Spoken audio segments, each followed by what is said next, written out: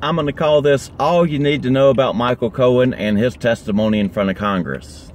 Well, the first of it's pretty easy. Oh, I've got all this stuff. Well, Congress House doesn't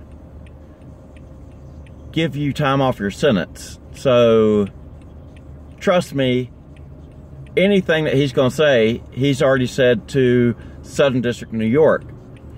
If Southern District of New York thought they had a crime against Donald Trump and they hate Donald Trump, they can't indict him while he's sitting president, but they would have been out there, oh, we got a crime. As soon as he's out of that White House, we're charging him. And they haven't come out and said shit, which probably means he has no evidence of a crime being committed. Because if he did, trust me, he'd be like, I'll give you this evidence. You knock my sentence down. So all this hoopla and the Democrats making it sound like hoopla is absolutely nothing, because if he had anything that was Donald Trump committing a crime, then that would have come out, because he would have used that to get a reduction in his sentence. Congress, House, can't request a reduction in sentence. Has to be the prosecutor. Then the funny part is, and I've heard this over and over again, I'm not going to sit here and listen to hours and hours of testimony, pick out one part. I'll see if I can find it when it all comes out. But the whole Stormy Daniels payment thing, he's trying to make this like, oh, it's a big crime, and that's the crime that Trump committed. No, that's possibly, and I say possibly, the crime you committed, Mr. Cohen. And I'll explain that in very simple terms, and why the Southern District of New York hasn't come out and said, oh, we're going to charge Trump with that crime when it's all over with, when he's out of the White House. Cohen, as an attorney, was Trump's attorney, and he got paid to be an attorney. He didn't get paid to be a friend. He didn't get paid to do, you know, work for Trump that wasn't attorney related. He got paid as an attorney. So he's saying, and this is what's come out so far, and I haven't been behind the scenes, but considering nobody's, especially these prosecutors, are saying crime from Trump, the way that goes is, if Trump goes to Cohen and says, I want you to pay Stormy Daniels, if it's illegal to do that, then as his attorney, he has a legal obligation to sell Mr. Trump. That would be illegal.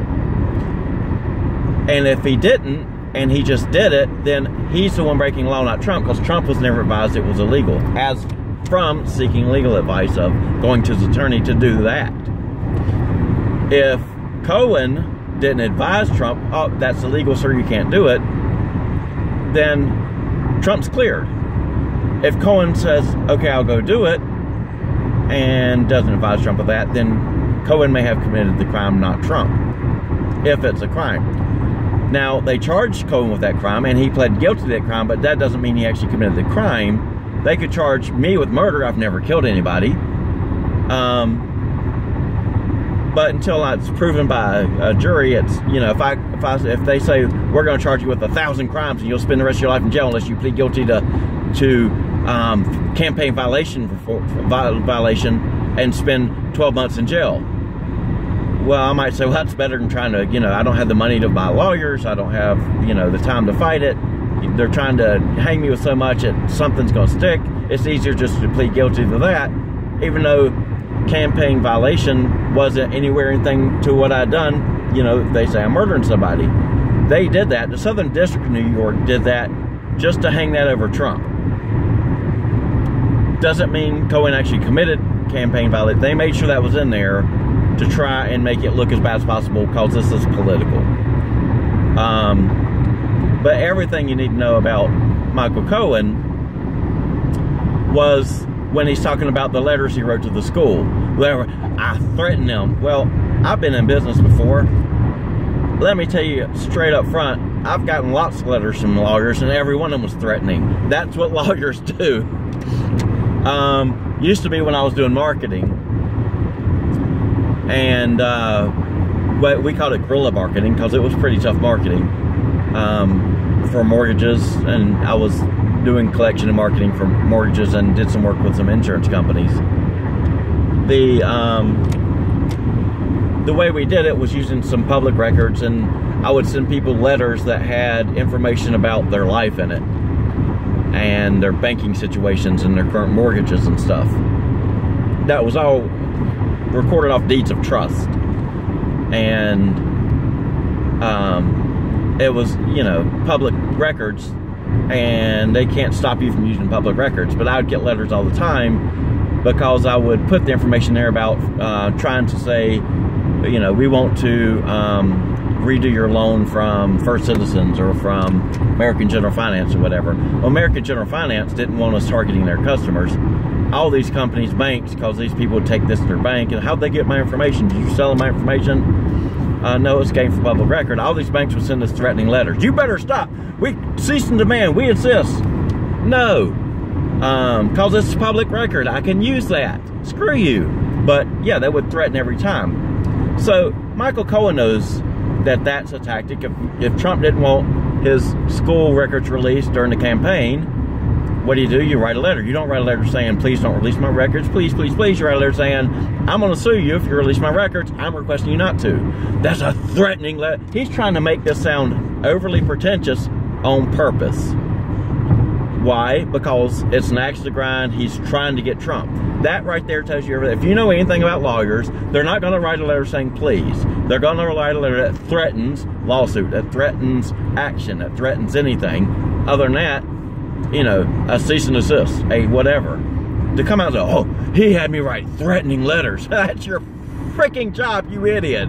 And to sit there thinking there's dumb people, we call them Democrats, who, oh my God, Trump was writing threatening letters. Yeah, you freaking idiot. That's the whole point to any letter coming from a lawyer. And to use it like that just tells me he's so full of shit, it ain't even funny. So, I mean, that right there, I mean, that was in the first minutes of his opening statement. I'm like, oh, okay, yeah, this is really legitimate. You know, when it goes like that, I know exactly what the hell is going on here. You're trying not to be impartial about it and say this is the truth. You have a axe to grind. This is a, you know, tainted partiality of what you're doing. Period, point blank at that point, which pretty well means, oh, I got a copy of the check he reimbursed me for Stormy Daniels. Well, the big question is, did you advise him that was illegal? If you didn't, it's all on you. You're the one going to jail for it. And he would know that too. And all the statements he's put out, you know, he came out with statements about this after cooperating and after all this. And every single one he says, I was directed by Trump to make these payments. He never says, Trump directed me to make payments. I told him it was illegal, he couldn't do that, but he said do it anyway. He's never said that. If he has an axe to grind, and he knows the legal standard, and that was the case, he would have said that was the case. He didn't. He knows better. He's trying to make this puffy and make it sound as bad as possible. So, number one, if there was anything illegal, if he had proof of anything that was illegal, he would have used it to reduce his sentence in cooperation, and the Southern District of New York would have put that out there already. There's no point to them holding it. They can't charge. They can't indict the sitting president. They're not going to hold it. They hate him. They're trying to get Trump. They've made that, we're going to investigate everything about Trump. We're going to investigate everything about Trump's charity. We're going to trust everything, his foundation. We're going to trust everything about his, we don't want his tax returns. If you think the fact that the Southern District of New York had any evidence of a crime that was chargeable Trump, that they wouldn't parade that out, oh, as soon as he's done, as soon as he steps out of that White House, we're charging him. So that tells me absolutely zero chargeable offenses, which means high crimes and misdemeanors, zero impeachable offenses. All this is a show put on by the Democrats, a circus, just like the Supreme Court hearings, a circus by the Democrats. You know, the fascist Democrats, the fascist socialists in this country who can't make a legitimate argument has to do this. If you had a legitimate argument, you would make it. If you had legitimate anything, if you have to obfuscate and lie and hyperbole, then you know you're wrong. And none of that adds up. Oh, threatening letters. Oh, check to Stormy Daniels or reimburse me for Stormy Daniels. If anything was crime and error, we'd have known about it by now. If threatening letters were wrong coming from lawyers, every one of y'all would be broke. I mean, it's hilarious at this point. If you know lawyers, maybe some people out there just don't understand. If you've ever dealt with a lawyer, if you've ever been in business, because lawsuits are just a part of business, you've received a lot of threatening letters. Every letter coming from a lawyer is threatening. That's just the biggest. I laugh at it. I laughed when I first heard it, and now I'm saying it again. It's like I almost can't stop laughing. Oh, he had me write threatening letters. That's kind of your job, you idiot.